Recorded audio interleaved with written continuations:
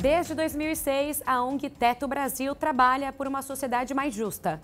A organização sem fins lucrativos é formada por voluntários que buscam melhores condições de moradia nas favelas do país.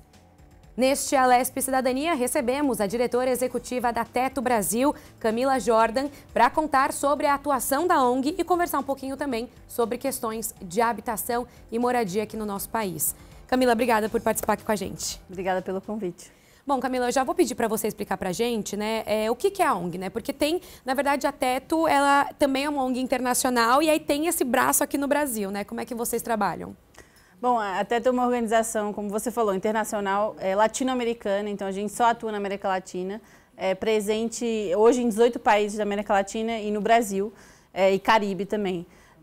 A Teto nasceu no Chile em 97 e veio para o Brasil em 2006, sempre impulsionada por esse movimento de voluntárias e voluntários jovens e também ativistas, como você bem falou, né, buscando essas melhorias nos territórios, nas favelas e comunidades mais invisibilizadas. Então, acho que isso é muito importante também de frisar, que a Teto hoje ela tem um foco de atuação não em favelas que hoje já existem muito no imaginário brasileiro, como, por exemplo, a Rocinha, Paraisópolis, Heliópolis, mas aquelas favelas que hoje poucas pessoas ouviram falar, que têm pouca assistência, que ainda vivem em condições muito invisibilizadas e, por isso, com muitas violações de direitos e falta de acesso a direitos básicos. Me corrija se eu estiver errada, mas você falando dessas favelas que acabam tendo, que a gente já conhece mais, são lugares maiores, tem uma atenção maior já de entidades, e aí é por isso que vocês atuam nessas menores, que acabam, as pessoas às vezes nem sabem que elas estão lá, é por isso? Exatamente. Então, muitas vezes, a Teto é a única outra organização que está presente naquele território. Às vezes, nem existe uma associação de moradores, ainda é algo muito incipiente, exatamente pelas condições de extrema vulnerabilidade, onde você realmente não consegue pensar no dia a dia. Como que você vai se mobilizar se você ainda está pensando no amanhã, como você vai sobreviver, né? Então, a Teto, ela vem, na verdade, como uma organização. Claro, a gente começou só fazendo moradia, a Teto começa só assim, construindo moradias emergenciais, lado a lado de moradores e moradoras desses territórios. E ao longo do tempo, e porque faz parte do nosso DNA, esse processo de escuta, esse processo de trabalhar ombro a ombro. Então, através desse trabalho, a gente foi evoluindo na nossa metodologia, muito através também do feedback dos próprios moradores, falando assim, ó, a gente quer fazer outro tipo de projetos, a gente quer fazer isso e aquilo, a gente precisa olhar para outros direitos, agora que a gente tem a moradia, então a gente pode olhar para outros lugares, né? Então, a Teto também atua desse lugar, que a moradia é nosso primeiro lugar no mundo, é o direito que abre a porta para os outros direitos, e isso ainda hoje existe pouco entendimento sobre isso no Brasil, pouco se dá importância ainda à moradia, né?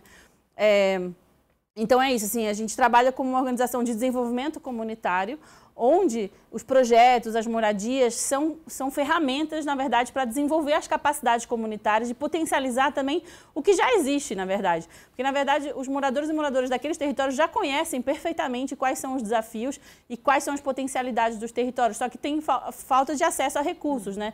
Vivem ainda, de certa forma, isolados, sem capital social para acessar, né? Quando a gente pensa hoje na Rocinha ou Paraisópolis, por exemplo, são favelas muito conectadas com outras entidades, muito articuladas, né? Então, mas isso vem dessa evolução mesmo, nessa luta, né? Muita luta também, principalmente dos territórios, mas ainda existem outros territórios que não conseguem ainda se articular dessa forma por ainda viverem em situações de extrema vulnerabilidade.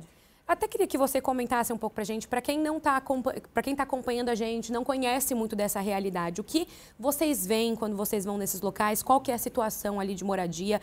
A gente, quando fala em favela, você bem lembrou, né, desses grandes nomes, a gente teve novelas, enfim, muitas coisas baseadas em favelas que mostram ali um tipo de cenário, um tipo de dia a dia ali que a gente sabe que nem sempre é a realidade ou não é a realidade de todos os lugares, de todas as comunidades. Então, quando vocês chegam nesses locais, o que vocês veem, qual que é a situação por lá? Queria que você contasse um pouquinho dessa realidade pra gente. Perfeito.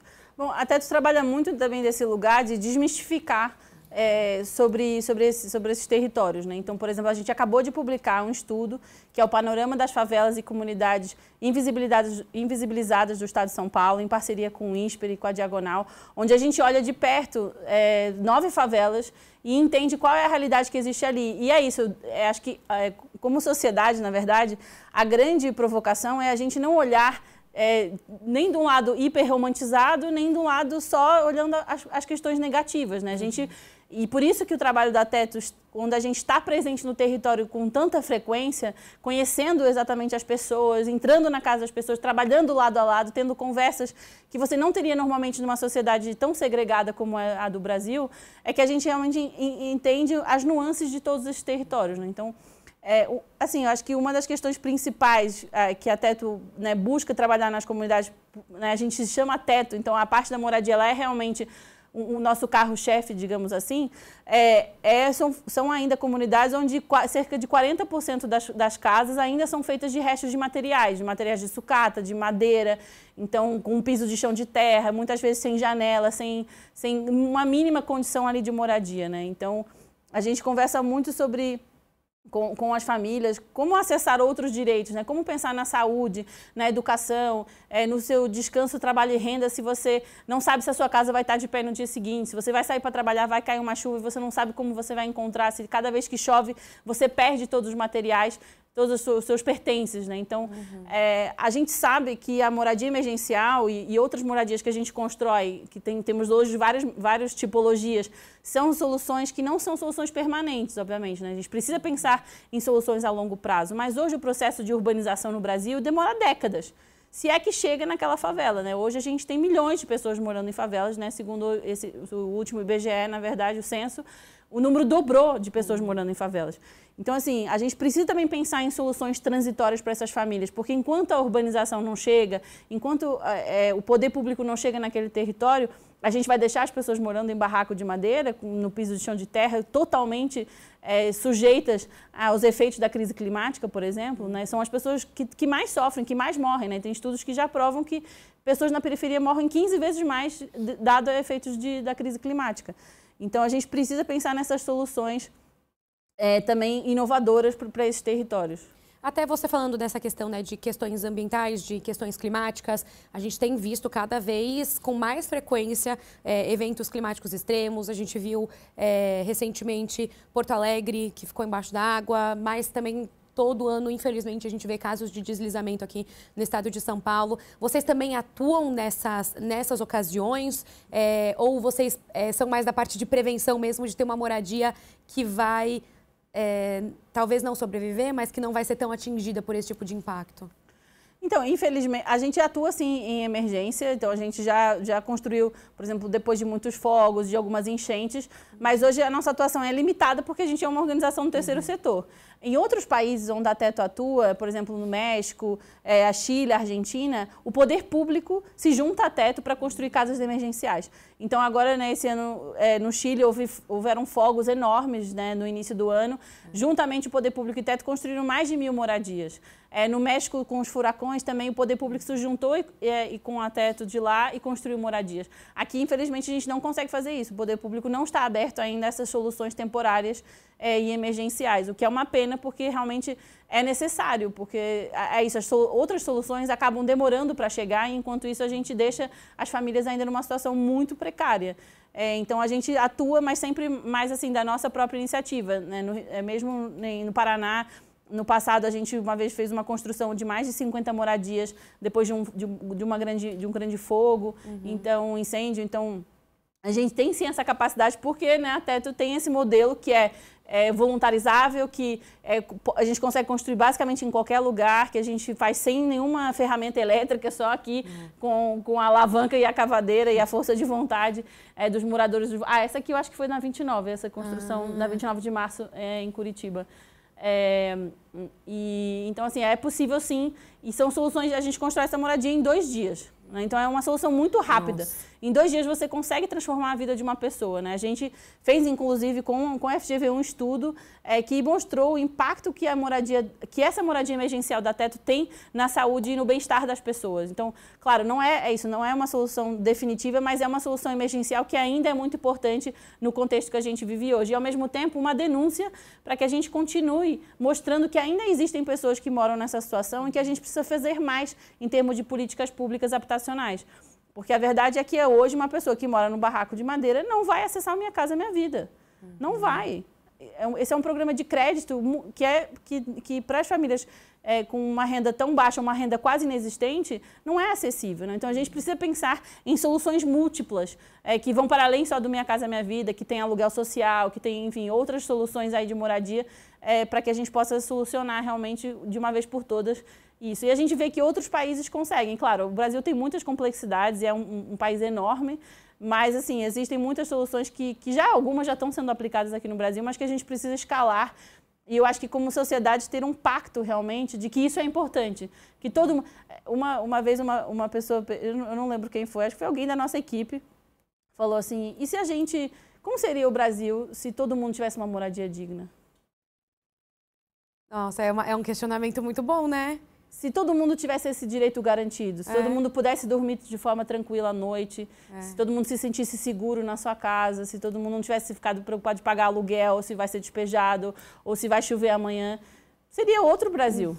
Né? Então, a gente precisa ainda, realmente, como sociedade, acho que juntar as mãos e dizer, não, isso aqui é importante, a gente precisa votar nas pessoas que defendem a moradia, que se preocupam também com as populações mais vulnerabilizadas, né? Porque uma questão das políticas públicas que eu acho que é muito importante eu sempre penso na política pública como uma peneira.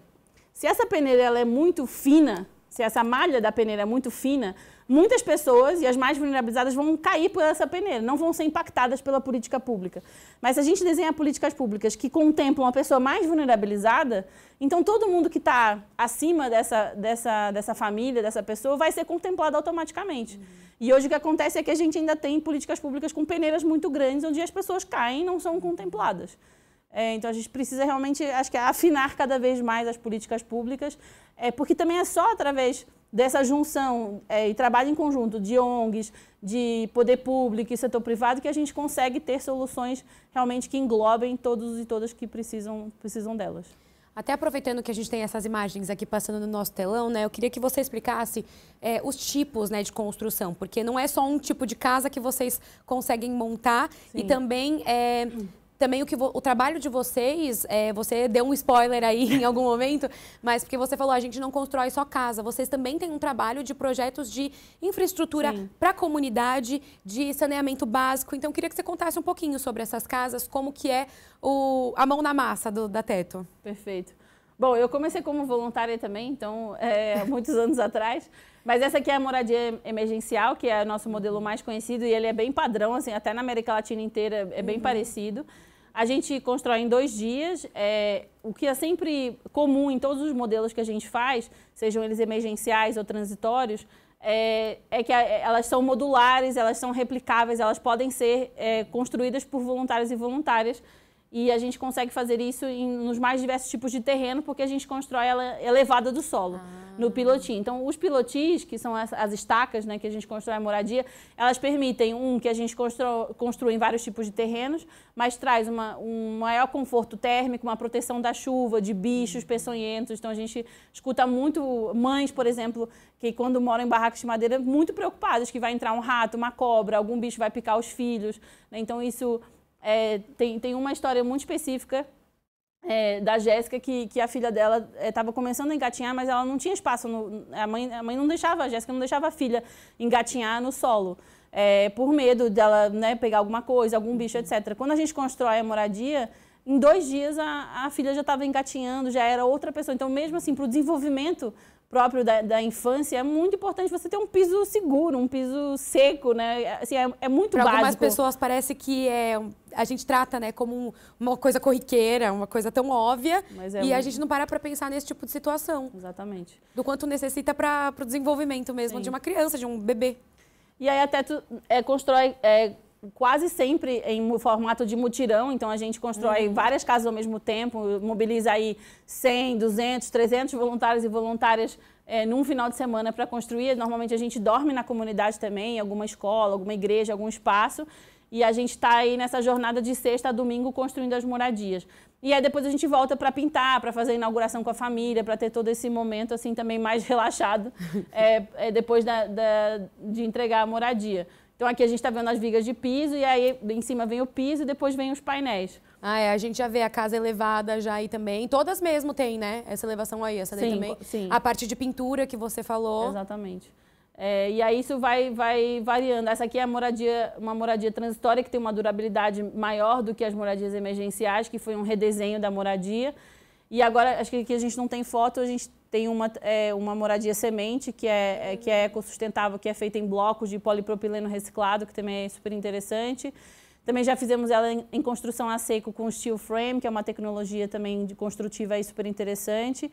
E agora temos como um novo modelo, que é a moradia resiliente, que é uma moradia que é um redesenho da moradia emergencial, que foi feito em conjunto com os moradores. Então, a gente levou a moradia e, em conjunto com eles, recebemos os feedbacks pensando nos desafios da crise climática. Então, temperaturas extremas, chuvas extremas. E aí, a gente já fez 2 pilotos esse ano, um em Pernambuco e um em São Paulo. E que é possível já perceber o efeito prático dessa moradia? De fato, ela tem se mostrado mais resistente a essas mudanças climáticas, porque, assim, a gente já fala muito sobre isso, já deveria estar falando há muito tempo, e agora a gente tem visto como, de fato, um calor extremo, chuva extrema, temperaturas extremas no geral estão fazendo diferença. Então, esses pilotos que vocês fizeram, já foi possível perceber que é por aí mesmo, que é esse caminho que tem que manter? Sim, com certeza, porque é isso, com todos esses feedbacks a gente conseguiu redesenhar. E aí, por exemplo, tem uma parte da moradia dessa resiliente que tem uma exaustão para o calor, então promove, né, uma circulação de ar maior, que deixa a casa mais fresca. Tem uma questão dos painéis serem mais resistentes à umidade, à chuva. Então, realmente, assim, já traz benefícios muito grandes, principalmente é isso, para quem mora numa situação tão vulnerabilizada quanto um barraco de madeira. E Camila, como vocês mapeiam essas comunidades? Como é que vocês chegam nela? Como é que é a abordagem também das famílias? Como que é essa organização? Bom, a Teto, hoje a gente está presente, né, em 7 estados no Distrito Federal, então realmente assim, hoje já temos também, já somos conhecidos de certa forma, então acabam também chegando várias demandas de próprias comunidades que entram em contato com a gente, vem conhecer a gente, vem para cá, etc. Né, as lideranças trocando muito também. Mas a Teto tem metodologias realmente também de mapeamento, de busca dessas comunidades, exatamente por isso, porque quanto mais isolada estiver uma comunidade, é lá que a gente precisa estar, e nem sempre ela vai estar conectada, por exemplo, com outras lideranças. Então a gente faz esse mapeamento, enfim, já usamos vários tipos de tecnologia, até inteligência artificial para mapear, mas muito também no Google procurando malha específica, ou saindo, pegando o carro e conhecendo as comunidades e tentando encontrar esses bolsões de pobreza dentro das nossas cidades. E a partir daí, depois a gente vai, enfim, de acordo com as possibilidades financeiras e também de mobilização dos voluntários e voluntárias, mas principalmente da vontade da comunidade querer trabalhar com a Teto. Então, isso é muito importante. A Teto não trabalha para ninguém. A gente trabalha em conjunto com a comunidade. Isso faz toda a diferença para tudo que a gente faz e para todo esse crescimento conjunto, tanto da Teto quanto das comunidades. Porque se a comunidade não tem interesse, a gente não atua ali. Então, a gente apresenta a Teto, explica como que a gente trabalha, apresenta os tipos de projeto que a gente faz, e aí a gente começa, aí tem uma assembleia, tem um abaixo-assinado, enfim, tem todo um processo de, não, queremos que a Teto trabalhe aqui, e aí a gente começa. Aí depende muito da comunidade. Muitas vezes a gente começa também com o processo da moradia, por ser o mais urgente, por ser aquela necessidade que precisa... Como que a gente vai debater, se a gente vai construir uma escada, uma ponte, se você não está dormindo à noite, porque você tem medo da chuva? Você não vai conseguir sentar numa assembleia com 50 pessoas e debater isso, você não vai estar nem aí. Você não vai estar dormindo bem, porque você tem várias outras preocupações. Então, a moradia ela acaba sendo esse primeiro passo, para que depois... E também uma construção de confiança, né? São comunidades que já foram abandonadas há muito tempo, que estão invisibilizadas há décadas, muitas vezes. Então, que muita gente já passou por lá, prometeu muitas coisas e nunca cumpriu. Então, quando a gente fala que a gente vai construir 10, 15 moradias num final de semana, com um monte de gente que as pessoas nunca viram, No primeiro momento as pessoas ficam meio assim, será que vem esses jovens aqui, e eu vou ter que desmontar o meu barraco para você construir a casa? Então, assim, é um processo muito importante ali de tecer esses laços de confiança ao longo do tempo. Depois a gente faz diagnósticos, a gente levanta mesmo, faz um censo comunitário nas comunidades, apresenta os dados de volta e a partir daí começa a desenhar planos de ação para a gente realmente decidir em conjunto o que pode ser feito ali, quais são os projetos que vão ser prioridade, quais são as capacidades e potências que existem. Então, vai ter um pedreiro, vai ter uma pedreira, vai ter alguém que já trabalhou com esse material. Então, por exemplo, tem uma história muito boa também de Minas, numa comunidade ali nos arredores de BH, de um senhor que trabalhou a vida inteira fazendo o calçamento da cidade de BH. E aí a gente fez um projeto de calçamento na comunidade. Ele falou, que incrível, que eu hoje posso usar o que eu aprendi, o que eu sei, o meu ofício, para também beneficiar a minha comunidade. Né? Então, isso é esse tipo de relação, esse tipo de troca que acontece quando a gente trabalha em conjunto com a comunidade. E por isso que os projetos também acabam por ser mais sustentáveis a longo prazo, porque é feito em conjunto, não é a Teto trazendo alguma coisa e deixando aqui e adeus, tchau. Né? Então, eu sempre brinco que a Teto não é uma construtora, a gente não constrói e vai embora. A gente é uma organização social que tem uma metodologia, que tem um propósito e que fica muitas vezes por anos, né, trabalhando em conjunto com aquela comunidade. No mesmo local ali? No mesmo local. Indo fim de semana, voltando. É mais no fim de semana que vocês atuam? Sim, vocês como a gente trabalha com voluntariado, né, então durante a semana a gente tem mais reuniões e está ali preparando as atividades do final de semana. Até queria aproveitar para entrar nessa parte dos voluntários, né? Como é que funciona para quem, se alguém estiver também acompanhando o nosso programa agora e se interessou pelo trabalho, quer ajudar, como é que funciona para o voluntário? Qual que é? Você falou são jovens, então tem uma faixa etária ali que vocês recebem, como é que é? O nosso trabalho ele é focado nos jovens, mas assim, qualquer pessoa pode se voluntariar.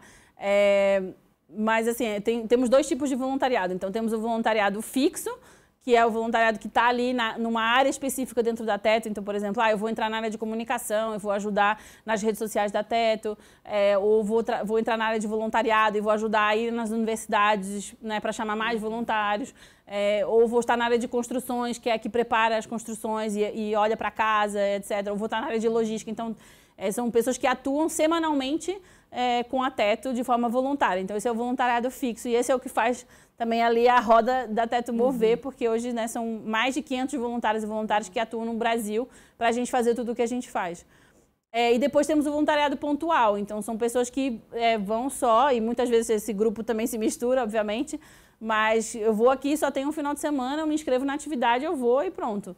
Aí depois eu posso ir em outra, enfim, não tem limite. E também não precisa saber nada, né? Muita gente pergunta, eu preciso ser arquiteto, eu preciso ser... Não, você precisa só ter força de vontade, que você vai aprender ali junto com as pessoas. Então, acho que isso é muito, muito legal. Assim, eu nunca imaginei antes que eu conseguiria levantar uma casa, assim, e passei muito por essa experiência também. E acho que a forma mais fácil realmente é ou entrar no nosso site, que é teto.org.br, ou no nosso Instagram, que é teto.br.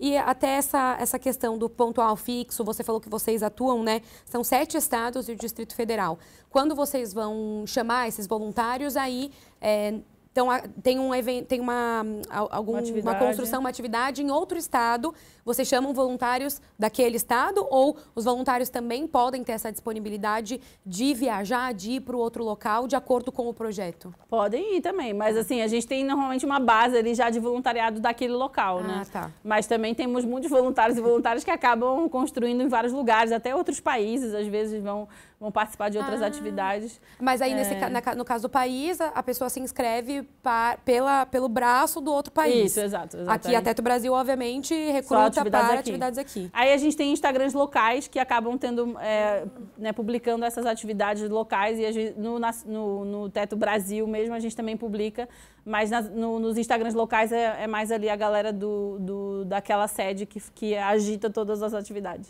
E até em relação em doação, né? Porque uma pessoa física pode fazer algum tipo de doação, essa parte mais financeira, como que funciona? Pode, deve. Pode, deve e aceitamos, né? O Pix vai estar aí, eu espero. Mas, enfim, é isso. Eu até tenho uma organização sem fins lucrativos e a gente vive de doações, tanto de pessoa física quanto de pessoa jurídica. Então, a gente também tem empresas que são nossas parceiras, etc. E a gente tem os nossos amigos e amigas da Teto, que são pessoas que doam recorrentemente, ou pessoas físicas que também doam pontualmente. Então, agora a gente, por exemplo, está com uma campanha aberta de final de ano. Então, quem quiser contribuir, não sei quando que vai passar aqui, mas... Mas se não tiver no de fim de ano, tem de começo de ano, né? Exato, tem em qualquer momento. Pode entrar no nosso site, ou mesmo no Instagram também tem lá os links para fazer a doação. Agora, você falou de algumas histórias, né, que você, enquanto voluntária da Teto, enquanto diretora executiva também, teve conhecimento, a história da Jéssica, né, da criança. Alguma outra história que tenha te marcado mais, assim, nessa sua trajetória na Teto? Olha, eu acho que uma história que me marcou muito, agora até recentemente a gente estava fazendo um fechamento de equipe e eu estava refletindo sobre isso, que é a história da Zélia, que é uma liderança comunitária de uma favela no Rio de Janeiro. Eu comecei como voluntária no Rio de Janeiro e participei desde o primeiro dia que a gente começou a trabalhar com a Vila Beira-Mar no Rio de Janeiro, ali em Duque de Caxias. Participei da assembleia de abertura, participei dos primeiros momentos de mapeamento, participei desse início de história como voluntária. E agora, há umas semanas atrás, eu fui lá para uma entrega de um outro projeto que a gente fez em conjunto com uma organização focada em água. Então, a gente fez toda a requalificação de água da comunidade, impactando mais de 3.200 pessoas. E escutar a Zélia como liderança comunitária falando do projeto e toda essa trajetória dela, assim, como ela também como liderança comunitária foi evoluindo, foi lutando, batalhando. Hoje ela tem o próprio instituto, a própria organização social que ela mobiliza junto com ex-voluntários e a rede que ela foi expandindo. Foi muito emocionante, assim, foi muito impactante para mim ver. São mais de 10 anos de história ali em conjunto com a Vila Beira-Mar. E eu estava falando para a Zélia que eu também acredito muito que todos esses processos que nos últimos anos, né, de todas as moradias que a gente construiu, de todos os outros projetos que a gente fez em conjunto, que possibilitaram que um projeto como esse de requalificação de água, que é um projeto bem mais complexo, assim, que demandou muita mobilização da própria comunidade, então a comunidade inteira se mobilizou em torno disso e que trouxe um impacto assim, muito grande na qualidade de vida, né? A água é vida também. Foi muito incrível, assim, foi muito mágico. A gente também construiu um refeitório comunitário lá durante a pandemia, então ver esses espaços todos requalificados também, enfim, foi um projeto muito incrível, mas principalmente assim, por poder acompanhar a história da Zélia, como essa mulher que veio do Maranhão para o Rio de Janeiro lutar por um futuro melhor e acabou também se dedicando e se entregando tanto a uma comunidade para ver aquela comunidade também florir, assim. Então, foi muito impactante. E, Camila, para a gente finalizar aqui, eu queria saber o que te levou a procurar a Teto. Você começou como voluntária e agora é diretora executiva. Então, como é que foi a sua trajetória também na organização? É bem engraçado, assim, porque, na verdade, eu estava morando no Rio de Janeiro na época e a mãe é mãe, né? Mãe conhece as crias. E a minha mãe me mandou uma campanha, na época, quando existia uma campanha de crowdfunding, era tipo uma novidade ainda, né? Isso 11 anos atrás. Era, olha, essa ONG está fazendo uma campanha de crowdfunding e tal. E aí eu fui, e era Teto. E aí eu doei. E fiquei assim, meu Deus, como que eu vou participar dessa ONG? E a Teto tinha acabado de chegar no Rio de Janeiro, assim, era a primeira construção que eles iam fazer. E eu não consegui me voluntariar. Doei, mas fiquei obcecada pela Teto, estudei tudo que tinha no site, no YouTube. Fiquei falando para todas as pessoas que eu conhecia, tem essa ONG chamada Teto, etc. Até que eu conheci uma pessoa que conhecia as pessoas dentro da Teto. Isso assim, acho que nem existia no Instagram ainda. Nossa, há 11 anos, né? Época do mato, assim. E aí essa pessoa assim, não, vamos para a próxima construção, vai ter a próxima construção. E aí eu fui e nunca mais saí, assim. Então, virei voluntária fixa, participei de várias atividades, tive vários cargos. Enfim, foi um divisor de águas na minha vida, o trabalho voluntário com a Teto. E também para a minha carreira, assim, né? Então, acho que eu me desenvolvi muito como pessoa, mas como liderança, como profissional. Acabei depois indo fazer um mestrado em políticas públicas por tudo que eu tinha aprendido na Teto e essa importância, né? Porque eu sempre digo que a Teto é uma organização com muita coragem. Por quê? Porque a gente não foge do que hoje todo mundo vira a cara. As pessoas viram a cara para essa realidade. E não é só, enfim, eu, você, na rua, mas o poder público não sabe nem como atuar, não sabe nem que essas favelas existem muitas vezes, ou não querem saber. E a Teto não vai lá. A Teto vai lá e constrói, faz e mostra que esses lugares existem, que as pessoas ali são incríveis e que elas merecem realmente ter esse acesso a esses direitos. Então, e ao mesmo tempo a gente sempre fala de políticas públicas na Teto. A gente fala do emergencial, que é importante, mas a gente sempre fala como a gente precisa mudar a estrutura para que isso não aconteça mais, né? Para que a gente não precise mais de soluções emergenciais. Mas enquanto as soluções não chegam, a gente precisa sim ter as soluções emergenciais. Então, acho que isso foi algo que me marcou muito na Teto e que me fez estudar. E aí depois eu acabei voltando para a Teto por acaso, assim, e é isso. Vou quase agora fazer 5 anos de direção executiva. Nossa.